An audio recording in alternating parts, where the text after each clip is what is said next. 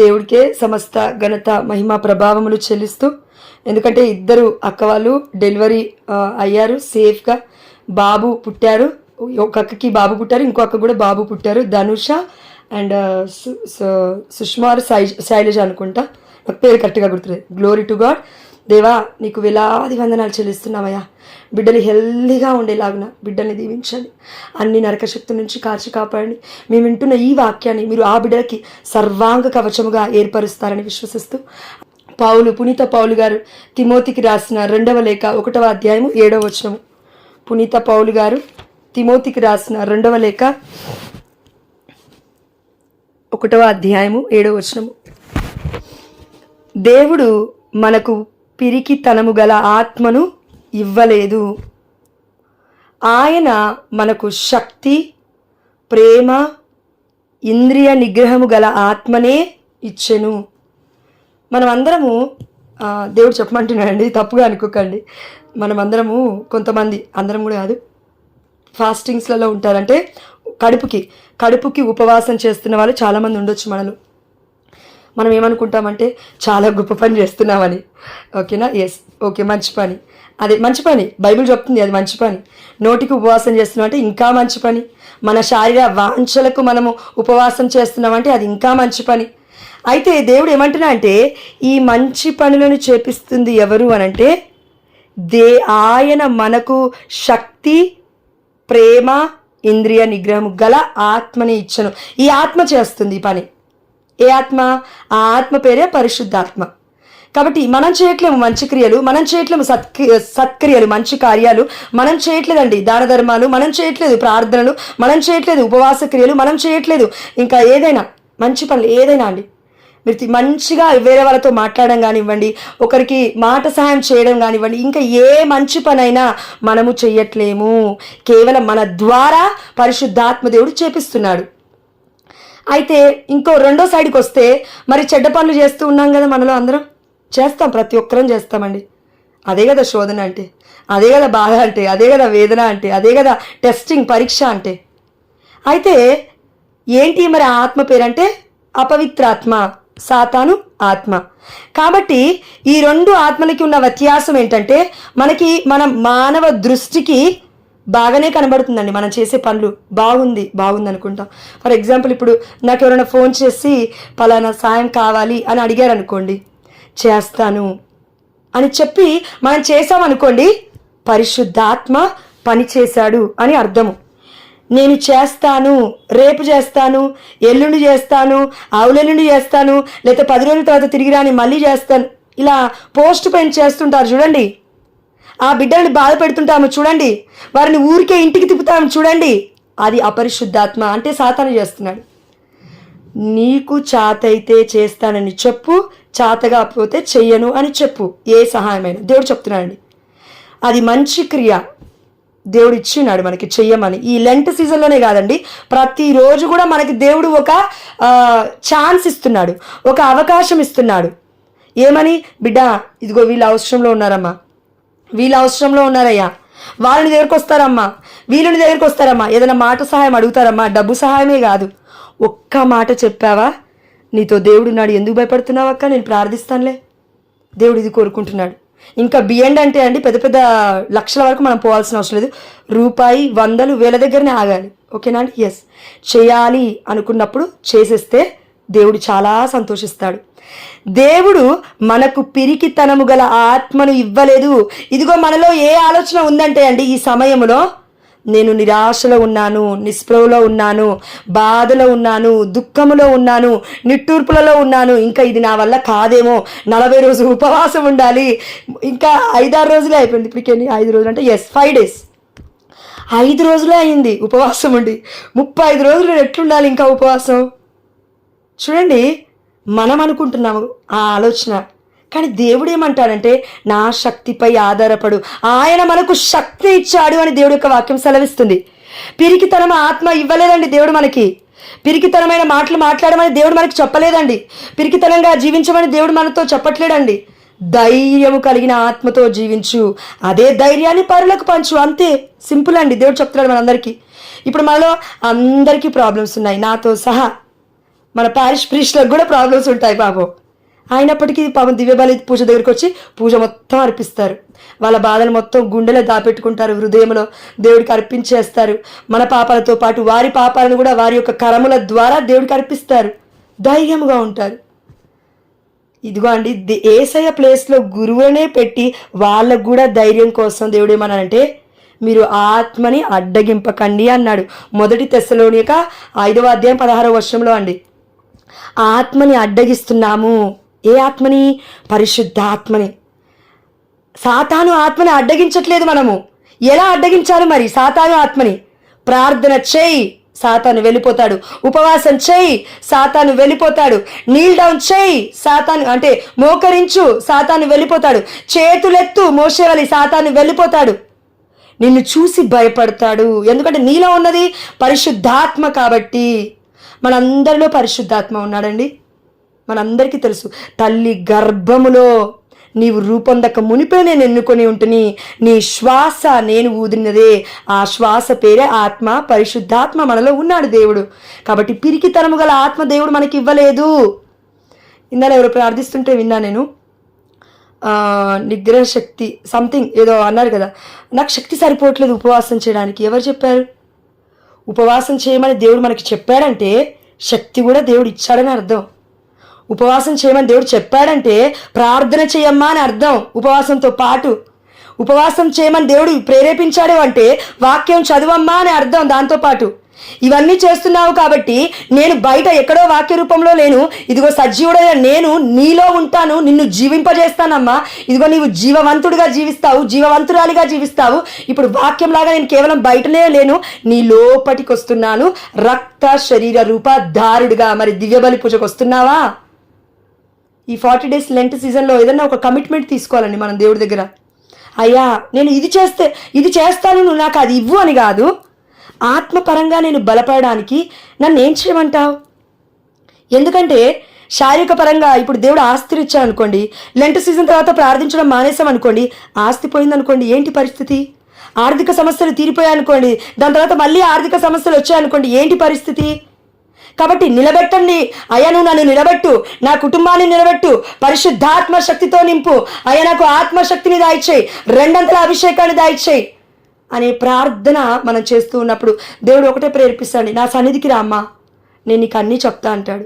సన్నిధికి వెళ్తే దేవుడి సన్నిధి సమస్త జనులకు దేవాలయము.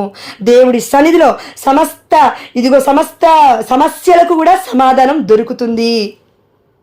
కాబట్టి ఈ రోజున దేవుడి శక్తిపై మనం ఆధారపడాలి. మరి సాతాను శక్తిపై ఆధారపడుతున్నామని ఎలా చెప్పొచ్చు?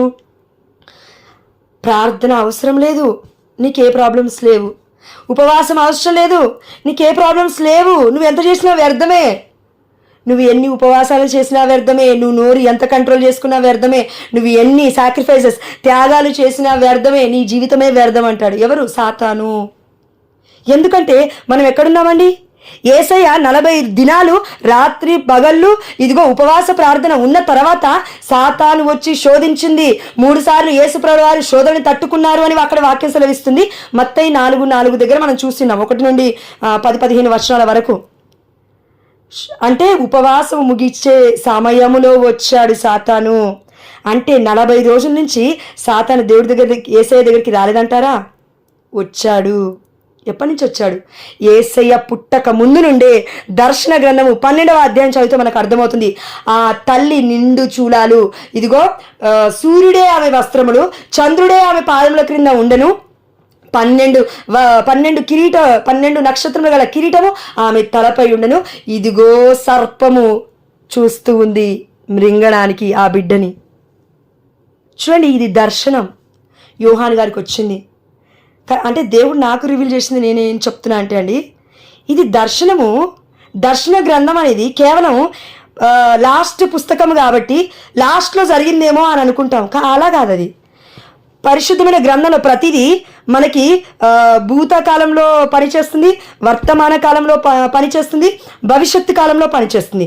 అప్పుడు ఇజ్రాయెల్ ప్రజలకు పనిచేస్తుంది, ఇప్పుడు ఈ మన ప్రజలకి మనకి పనిచేస్తూ ఉంది, రాబోతున్న మన తరానికి కూడా చదివితే పనిచేస్తూ ఉంది. చదవాలి. అది జీవము కలిగిన వాక్యం కాబట్టి. కాబట్టి దర్శన గ్రంథం అది చదువుతుంటే నాకు దేవుడు ఏం రివీల్ చేశాడంటే, మరియ తల్లిని చూసింది యోహాను గారు దర్శనాన్ని చూస్తున్నాడు. ఎక్కడ? పరలోక రాజ్యంలో. అంటే యోహాను గారు ఏ సమయంలో ఉన్నాడు? ఆల్మోస్ట్ 1-2 సెంచరీస్, 1వ శతాబ్దం 2వ శతాబ్దం అని చెప్పొచ్చండి. యేసయ్య చనిపోయింది ఎప్పుడు? 33 ఏళ్ళకి. కాబట్టి దేవుడు యోహాను గారికి దర్శనాన్ని ఇచ్చారు. అది ప్రజెంటా, పాస్టా, ఫ్యూచరా? మరి దర్శనం అంటే జరగబోతుంది మాత్రమేనా అండి? జరిగింది కాదా? ఇప్పుడు ఫర్ ఎగ్జాంపుల్ మనలో కొంతమంది కళలు వస్తుంటాయి, అప్పుడప్పుడు జరిగిపోయిన విషయాలు కూడా అదేంటి మళ్ళీ జరుగుతున్నట్టు అనిపిస్తుంది ఈ విషయాలు నాకు అంటే, మనం అంత గొప్పలం కాదండి, బట్ చెప్తున్నా ఒక ఎగ్జాంపుల్గా.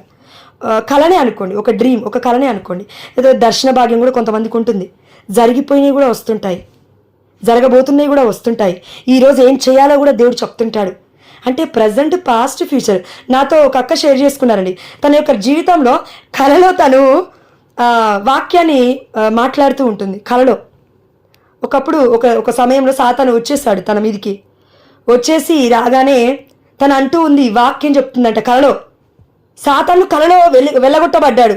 దేవుడి కృప చెప్తా ఆ వాక్యం చొప్పున కళలో వెళ్ళగొట్టబడడం ఏంటి? సాతాను అంటే జీవం ఎక్కడుంది మనకి? ఆత్మలో ఉంది. ఆత్మ నిద్రిస్తుందా అండి? నిద్రించదు కదా. శరీరం నిద్రిస్తుంది అలసిపోయి. ఎస్, ఆత్మ ఎప్పుడూ జాగరూకులై ఉంటుంది. ఆ ఆత్మ పేరే పరిశుద్ధాత్మ. దేవుడు ఏమన్నా అంటే మనందరినీ జాగ్రత్త పడండి, జాగరూకులై ఉండండి, ఆత్మను ఆర్పకండి, దయచేసి ప్రార్థించండి.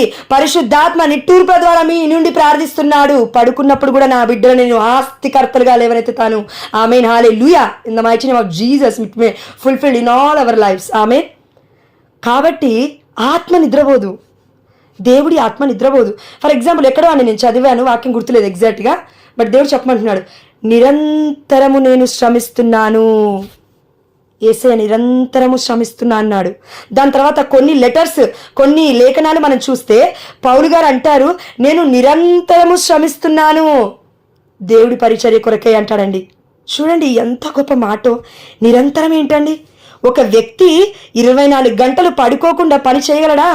దేవుడే కదా పగలుని రాత్రిని సృష్టించింది, రెస్ట్ తీసుకోమనే కదా మనందరికీ చెప్పింది. అంటే దేవుడు దేని గురించి మాట్లాడుతున్నాడు? జాగ్రత్త పడండి, జాగరూకులై ఉండండి, మీ ఆత్మని ఆర్పేయకండి. అదండి దేవుడు చెప్పేది. నిద్రపోకండి అంటే దానికి రీజన్ ఆత్మని ఆర్పకండి అని అర్థం. కాబట్టి మనం అందరము ఈరోజు దేన్ని చూసి ధైర్యపడాలంటే మనలో ఉన్న ఆత్మస్వరూపుని పరిశుద్ధాత్మ దేవుని చూసి ధైర్యపడాలి. దేవుడు మనకు పిరికితనము గల ఆత్మను ఇవ్వలేదంటే ఇవ్వలేదు అంతే. దేవుడు వాక్యం చెప్పిందంటే అది సత్యము, అదే మార్గము, అదే జీవము, ఇదే నెరవేరుతుంది. భూమి ఆకాశము గతించిన దేవుడి మాటలు గతించవు. ఆయన మనకు శక్తి ఇచ్చాడు, ప్రేమ ఇచ్చాడు, ఇంద్రియ నిగ్రహము గల ఆత్మనే ఇచ్చను. పిరికి తలగల ఆత్మను ఇవ్వలేదని దేవుడే డైరెక్ట్గా చెప్తూ ఉన్నాడు ఇక్కడ. అదేవిధంగా దీనికి తగ్గట్టుగా ఇంకో వాక్యం అని దేవుడు గుర్తు చేస్తున్నాడు.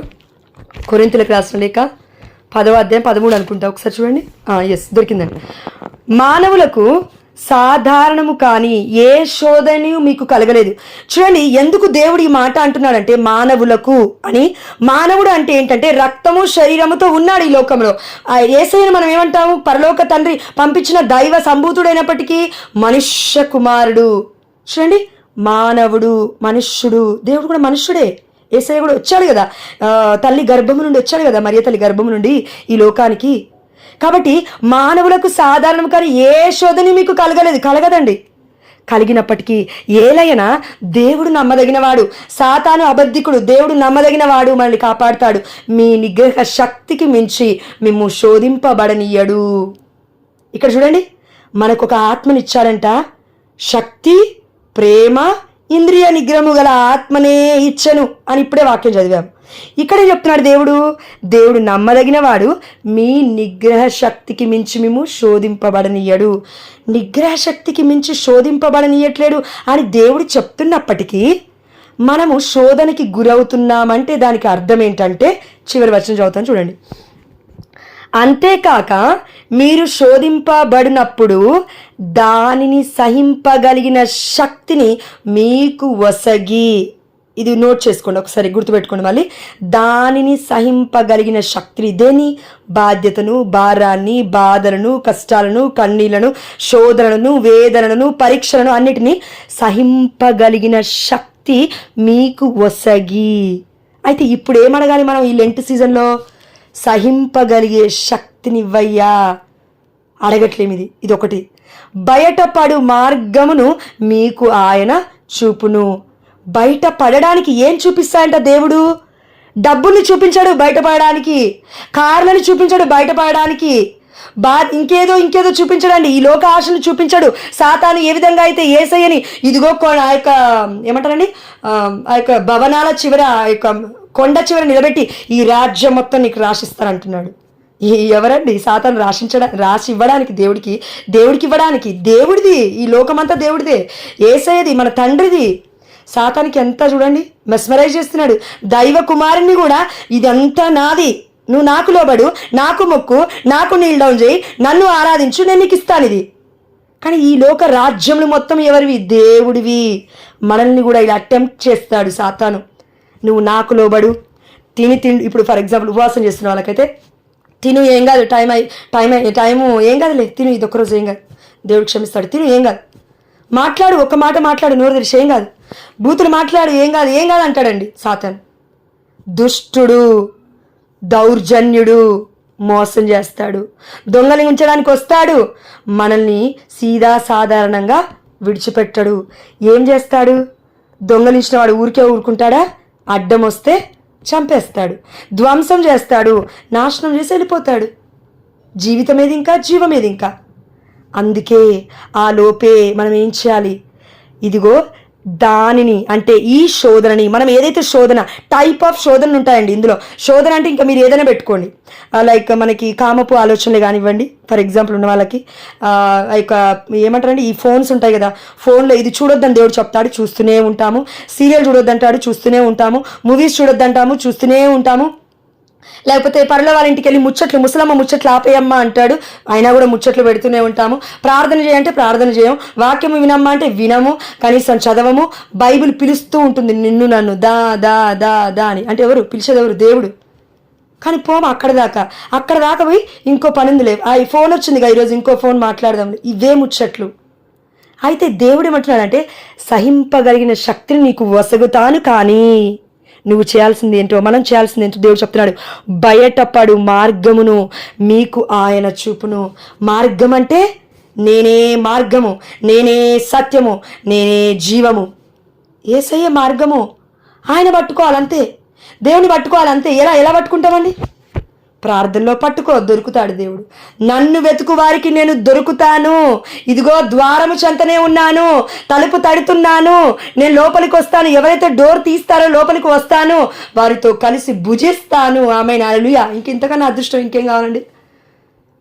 కాబట్టి దేవుడు మనందరికీ చెప్తున్నాడు, మనము ఎక్కడ నిలబడ్డాము? ఇగో లాస్ట్ చివరి వాక్యం చెప్తానండి. సహింపగలిగిన శక్తిని అడగండి దయచేసి. మనందరికీ దేవుడు ఈరోజు ఏం చెప్తున్నా అంటే, సహింపగలిగిన శక్తిని అడుగమ్మా.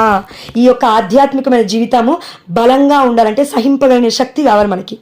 ఆల్రెడీ ఆత్మ ఉన్నాడు కదా, ఆత్మస్వరూపుడు మనలో ఉన్నాడు కదా, ఆత్మ ఫలాలు ఉంటాయి కదా, ఆత్మ వరాలు ఉంటాయి కదా. మరి ఎందుకండి సపరేట్గా సహనం గురించి అడగాలి? ఎందుకండి సపరేట్గా ప్రేమ గురించి అడగాలి? ఎందుకండి సపరేట్గా విశ్వాసం గురించి అడగాలి? ఎందుకండి సపరేట్గా ప్రాఫెసీ గిఫ్ట్ అడగాలి, టంగ్స్ అడగాలి, పలు భాషల్లో అడగాలి, లేదంటే వాక్యాన్ని బోధించడం అడగాలి, ఇంకేదో ఎందుకు అడగాలండి? నేను అడగండి మీకు వసగబడుతుందని దేవుడు అన్నాడు. మొదటిగా నా నీతిని, నా రాజ్యాన్ని వెతుకుడు. ఎంతమంది వెతుకుతున్నారో నా బిడ్డలు చూస్తున్నాడు దేవుడు పరలోక రాజ్యం నుండి. యాక్చువల్లీ పరలోక రాజ్యం నుండి కాదండి, మన హృదయం నుండే తొంగి చూస్తున్నాడు దేవుడు మనల్ని. అందుకే మనకు ఒక అంతరాత్మ అనేది ఇచ్చాడండి దేవుడు. అంటే అంతరాత్మ అంటే మనస్సాక్షి అంటాం కదా, అది మనల్ని ప్రశ్నిస్తూ ఉంటుంది కొన్నిసార్లు. ఈరోజు నువ్వు తినొద్దు అని చెప్పాడు దేవుడు, నువ్వు తిన్నావు. ఈరోజు చర్చికి వెళ్ళమని చెప్పాడు దేవుడు, నువ్వు వెళ్ళలేదు. ఈరోజు ఇలా చేయకూడదు, మాట్లాడదని దేవుడు చెప్పాడు, కానీ నువ్వు మాట్లాడావు. మనస్సాక్షి నిన్ను నన్ను నిద్రపోనివ్వదు. ఆ మనస్సాక్షికి మనం ఆన్సరబుల్. బయటలో ఎవరొచ్చి అడిగినా కూడా ఎవరికి తెలియదు, ఎందుకంటే మన జీవితాలు వాళ్ళు చూడట్లేరు కాబట్టి, మన మనసుని వాళ్ళు చూడలేరు కాబట్టి, హృదయం అనేది అంతరంగంలో ఉంది కాబట్టి దేవుడికి మాత్రం తెలుసు. కాబట్టి చివరిగా ఒకటి చెప్పి ముగిస్తాను. కీర్తన గ్రంథము 37వ అధ్యాయం 7వ వచనము, దేవుని ముందట నెమ్మదిగా నిలిచి ఉండుము, అతని అనుగ్రహము కొరకు ఓపికతో వేచి ఉండము. చూడండి, మనలో చాలామంది ఎంతోమంది బిడ్డల ద్వారా దేవుడు మనకి ప్రవచనాలను అందించున్నాడు. ఇది జరుగుతుంది నీ కుటుంబంలో, ఇది జరుగుతుందమ్మా, తప్పకుండా నమ్ము, దేవుడు తప్పకుండా నిన్ను దీవిస్తాడు, తప్పకుండా నిన్ను ఆదరిస్తాడు, ఆదరణకర్త అని చెప్తున్నప్పటికీ అండి, మనము ఎందుకు దాన్ని పొందుకోలేకపోతున్నామంటే ఒకటే, మనము దాన్ని నమ్మట్లేము. మొట్టమొదటిగా ఒకటి. రెండోది, దాన్ని మళ్ళీ గుర్తు చేసుకోవట్లేము. అదొకటి. ఎవరైనా ఒక మాట మనల్ని అంటే ఎన్నిసార్లు గుర్తు చేసుకుంటామంటే అండి, మళ్ళీ వాళ్ళు ఈ ఇయర్ వచ్చి పండక్కి, వచ్చే నెక్స్ట్ పండక్కి మళ్ళీ మన ఇంట్లో అడుగు పెట్టేంత వరకు వాళ్ళు అన్న మాటలు మనకు గుర్తుంటాయి. కానీ దేవుడు నిన్న మొన్న మాట్లాడిన మాటలు మనకు గుర్తుండవు. దేవుడు నిన్న మొన్న మనకి వాక్య రూపంలో ఫాదర్స్ ద్వారా, మన పరిశుద్ధమైన గురువుల ద్వారా మాట్లాడిన మాటలు గుర్తుండవు చర్చ్లో. కానీ ఎప్పుడో ఎవరో ఎక్కడో నన్ను అన్నారు, నా భర్త అన్నాడు, ఇలా అన్నాడు, అలా అన్నీ గుర్తుంటాయండి. మనం సామాన్యులం కాదు. అందుకే మీకు చాలా జ్ఞాపక శక్తి ఉంది. అది ఆ జ్ఞాపక శక్తి ఎక్కడిది? తల్లి గర్భంలో ఉన్నప్పుడే మనలో ఆత్మ ఊదాడు, ఆత్మలోనే అన్నీ ఉన్నాయి. కానీ యూటిలైజ్ చేసుకోవట్లేదు. చేతిలో మొబైల్ ఉంది, మంచిగా యూజ్ చేసుకుంటావా, గొప్ప జీవితాన్ని చూస్తావు. చెడు విషయాలు చూస్తావా, చెడే జరుగుతుంది జీవితంలో కూడా. అదేవిధంగా దేవుడు ఆత్మ ఫలాలను ఇచ్చాడు, మంచి ఫలాన్ని పొందుకున్నావు, ఇదిగో మంచి జీవితం జీవించడానికి ప్రయాసపడతావా, నీ కుటుంబము నీ జీవితం అన్నీ కూడా బాగుంటాయి, ఫలదీకరంగా ఉంటాయి. కానీ నెగిటివ్గా ఇది ఇట్లా అవుతుంది, అది అట్లా అవుతుంది, దేవుడు మంచోడు కాదు, సాతాను ఇలా చేస్తున్నాడు, అలా చేస్తున్నాడు, మన ఫోకస్ మొత్తం సాతాను పైనే. సాతానుని స్తుతిస్తుంటే ఇంకా మరి దేవుడు ఎలాంటి పని చేసేది మన కుటుంబాలలో? దేవుని స్తుతిద్దాము. కాబట్టి ఏం చేయమంటున్నాడు చివరి వచనము? దేవుని ముందట నెమ్మదిగా నిలుచుండమ్మా. దేవుడి సన్నిధికి వెళ్తామా, వాక్యం వింటామా. ఫర్ ఎగ్జాంపుల్ కొంతమంది 8కి జాయిన్ అయ్యారు అనుకుందామండి. 9 అంటే కొన్ని కుటుంబ ప్రార్థనలు స్టార్ట్ చేసిన వాళ్ళ గురించి కాదండి, మామూలుగా చెప్తున్నాను నేను. 9 వరకు వెయిట్ చేయము. కొంచెం లేట్ అయింది, వాక్యము వెయిట్ చేయము. వాక్యము విత్తబడుతూ ఉంది, మధ్యలో వెళ్ళిపోతాము. దేవుడి యొక్క దివ్య మనసము ఎక్స్పోజ్ చేయబడి ఉంది, దివ్య సప్రసాద నాదుడు ఆరాధికుడు అక్కడ ఉన్నాడు, మధ్యలో వెళ్ళిపోతాము. చర్చ్ నుండి మధ్యలో వెళ్ళిపోతాము, మధ్యలో దేవుని విడిచిపెడతాము, మధ్యలో అసభ్యకరంగా మాట్లాడుతుంటాం, మధ్యలోనే చేస్తుంటాం అన్నీ. కరెక్ట్గా చెప్పాలంటే ఈ లోకల్ లాంగ్వేజ్ అండి, సారీ టు సే, దేవరాన్ని క్షమించు. మధ్యలో పుల్లలు వేస్తావేంటి వచ్చి, పోపులాగా మాట్లాడతావేంటి వచ్చి, పోపేస్తావేంటి మధ్యలో అంటుంటారు కదండి మన కుటుంబ సభ్యులు. అదే మధ్యలో అంటే ఇది. ఏది మనం చేస్తున్నా మధ్యలో ఎంతమంది వచ్చినా అండి, మనము దేవుడికి ఇచ్చిన కమిట్మెంట్ మనం మర్చిపోకూడదు, నిబంధనని మనం మర్చిపోకూడదు. దేవుని ముందట నెమ్మదిగా నిలబడు. చర్చ అయిపోతుంటే లాస్ట్ సాంగ్ పాడుతుంటే దబదబా ఇంటికి వచ్చేస్తాము. చికెన్ మటన్ అక్కడ వెయిట్ చేస్తుంది, ఏమీ ఉరకదు, అది ఆల్రెడీ వండి పెడతావు కదా, ఉరకదు అది ప్రాణం వచ్చి. దేవుడు చెప్తున్నాడండి, నెమ్మదిగా నిలుచో, దేవుడి సన్నిధిలో దివ్య మనసు ముందు నిలుచో, వాక్యం ముందు నిలుచో, ప్రార్థనలో నిలుచో, కూర్చో. దేవుడు నీకు ఏ పొజిషన్ ఇచ్చాడో, ఏ బాధ్యతలు ఇచ్చాడో అక్కడ నిలబడు, బాధ్యత చేయి, దేవుడు చెప్పినట్లుగా అని చెప్తున్నాడు. దేవుడు సగం సగం చేయకు, మొదలుపెట్టిన కార్యాన్ని ముగించే వరకు ఓపిక కలిగి ఉండమ్మా, సహనాన్ని కలిగి ఉండమ్మా. అందుకే దేవుడు ఏమంటున్నాడంటే, దేవుని ముందట నెమ్మదిగా నువ్వు నిలబడడం స్టార్ట్ చేస్తే అన్ని విషయాలలో నెమ్మది తత్వాన్ని దేవుడు మనకి ఇస్తాడు. అతని అనుగ్రహము కొరకు, దేవుడి అనుగ్రహం కోసం వేచారండి మనం. నేను అడిగాను కదా, నేను జీవిస్తున్నాను కదా, వామ్మో ఇన్ని రోజుల నుంచి నేను దేవుడికి నా జీవితాన్ని సాక్రిఫైస్ చేశాను కదా, ఏదయ్యా ఫలితం అని అడుగుతామండి మనం. కొంతమంది దేవుని ప్రశ్నిస్తూ ఉంటాము. దేవుడు ఏమంటున్నా అంటే, నా అనుగ్రహం కోసం వేచేయి, ఓపికతో వేచియుండు. ఇక్కడే ఓపిక లేకపోతే రేపు భర్త ఇంటికి వెళ్తావు, లేకపోతే అత్తమామ ఇంటికి వెళ్తావు, లేకపోతే నీ కుటుంబ సభ్యుల దగ్గరికి వెళ్తావు, అక్కడ ఓపిక ఎలా ఉంటుంది? కుటుంబాలు కట్టబడవు కదా ఓపిక లేకపోతే, కుటుంబాలు నిలబడవు కదా ఓపిక లేకపోతే, సహనం లేకపోతే భర్త ఉండడు కదా నీతో నాతో. మన భర్తలు ఉండలేరు కదా మనతో. సహనం లేకపోయినా, ఓపిక లేకపోయినా, సామర్థ్యం లేకపోయినా, విసుక్కున్నా కసుక్కున్నా, ఆనాడు ఇజ్రాయేల్ ప్రజల లెక్క గొనికినా మనకే బాధ, మన ఆత్మకే నింద, దేవుడికే బాధ. దయచేసి మనం అందరం అండి, దేవుడు చెప్తూ ఉన్నాడు, ఈ గొప్ప సహనం కోసం ప్రార్థిద్దాం. ఆయన ఇంకొకటి, సహనం కోసం ప్రార్థించినప్పుడు శోధనలు వస్తాయి, వేదనలు వస్తాయి, అన్నీ వస్తాయి, కానీ మన నిగ్రహ శక్తికి మించి రాదు రాదు రాదు రాదు. కానీ మనల్ని మనం హైలైట్ చేసుకోదు. వామ్మో శోధన ఎంత వచ్చింది ఈరోజు, అమ్మో రేపు ఎంత వస్తుందో, వామ్మో ఎల్లుండి, అప్పటిలోపు చచ్చిపోతామండి మనం. శోధన రాకముందే వస్తుంది అని ఆలోచన చచ్చిపోతాం మనం. ఫర్ ఎగ్జాంపుల్ ఒకటి చెప్తానండి, తప్పుగా అనుకోకండి. ఒక అక్కకి పాపం బాగా బాడీ అంతా ఇచ్చింగ్ ఉంది, దురద ఉంది. నిన్నటి రోజున నేను యూకే లైవ్ ప్రోగ్రామ్ చూస్తున్నాను, జోసఫ్ ఫాదర్ చెప్తున్నప్పుడు నాకు సడన్గా అండి ఏమైందో తెలియదు, ఇచ్చింగ్ వచ్చింది, అంటే దురద వచ్చింది. దురద రాగానే నేను దేవుణ్ణి అడిగాను, అయ్యా ఏంటి అని అనగానే విమల అక్కని సబ్మిట్ చేయి అన్నాడు. విమల అక్క కోసం నేను ప్రేయర్ చేశాను, అయిపోయింది. దాని తర్వాత మళ్ళీ అక్కకి నేను మెసేజ్ చేశాను, అక్క మీకోసం ప్రార్థిస్తున్నాము, బాధపడకు, ఇగో మీరు కూడా ఇలా ప్రేయర్ చేసుకోండి అక్క, దయచేసి యూకే లైవ్లో ఉండండి, తప్పకుండా దేవుడు మీకు స్వస్థతని ఇస్తా అంటున్నాడు, ఎందుకంటే నాకు ఎఫెక్ట్ అవుతుందని కూడా నేను చెప్పాను. అంటే అండి నేను ఎందుకు చెప్పానంటే, కొన్ని ఇప్పుడు ఫర్ ఎగ్జాంపుల్ ఇందాక అక్క వాళ్ళు ప్రేయర్ చేసినట్లుగా పంచగాయాన్ని పొందుకుంది చూసారు ఆ సిస్టర్, గొప్ప సిస్టర్, తన లైఫే దేవుడికి సాక్రిఫైస్ చేసిందండి. అంత గొప్పలో మనం కాదు కానివ్వండి. మనం బాధపడుతున్నామంటే దానికి కారణం ఇంకోటి కూడా ఉందండి. ఎవరినైనా మనం బాధ పెట్టి ఉండాలి ఒకటి. రెండవది, ఏ బిడ్డలో బాధపడుతున్నారు ఆ బాధ సేమ్ మనకొచ్చిన బాధ లాగానే, భర్త లాగానే, లేకపోతే పిల్లలు బాధపడుతున్నారేమో, ఆ ప్రార్థన విన్నపం సబ్మిట్ చేయి అంటాడు దేవుడు. వెతుక్కోండి దయచేసి, ఎవరు బాధపడుతున్నారు, ఎవరి కోసం ప్రార్థించాలి, అయ్యో ఏ బిడ్డ బాధపడుతుంది, ఇలా వెతుక్కొని ప్రార్థించండి, తప్పకుండా దేవుడు దీవిస్తాడండి.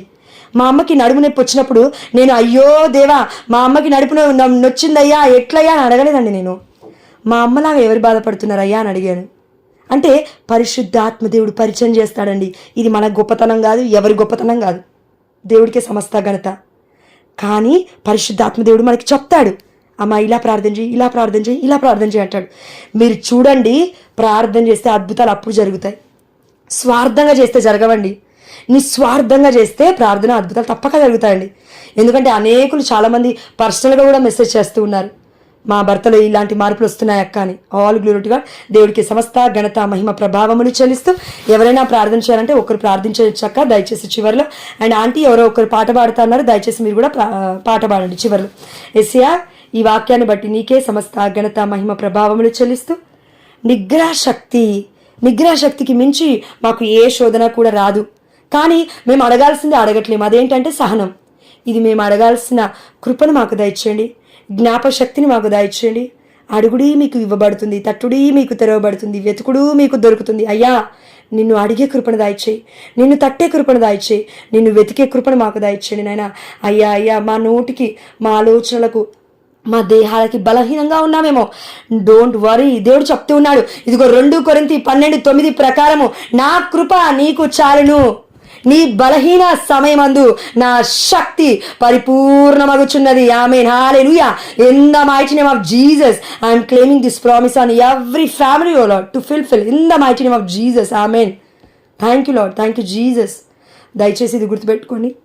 ఈ వాక్యాన్ని మీకు గుర్తున్నప్పుడల్లా ఎత్తి పట్టుకొని ప్రార్థించండి. బలహీన సమయమందు నా దేవుడి యొక్క శక్తి నాలో ఉంది, దేవుడి ఆత్మ నాలో ఉంది, నన్ను ఇంకా ఎవరు సాతాను ఏ శక్తి కూడా ఓడించలేదు అనే ధైర్యంతో మనం ముందుకు వెళ్తే సాతాను కూడా అక్కడి నుంచి పారిపోతాడు, తప్పకుండా పారిపోతాడు. కాబట్టి ఇది ఒక్కటి గుర్తుపెట్టుకోండి దయచేసి. అయా ఎవరైతే బిడ్డలు జాయిన్ అయ్యారో, మరి ఎగ్జిట్ అయ్యారో తండ్రి, వారిని కూడా మీకు సమర్పిస్తూ, మరి బిడ్డలు కుటుంబ ప్రార్థనలు చేసుకుంటున్నారు నాయన, అందుని బట్టి నీకు స్తోత్రము.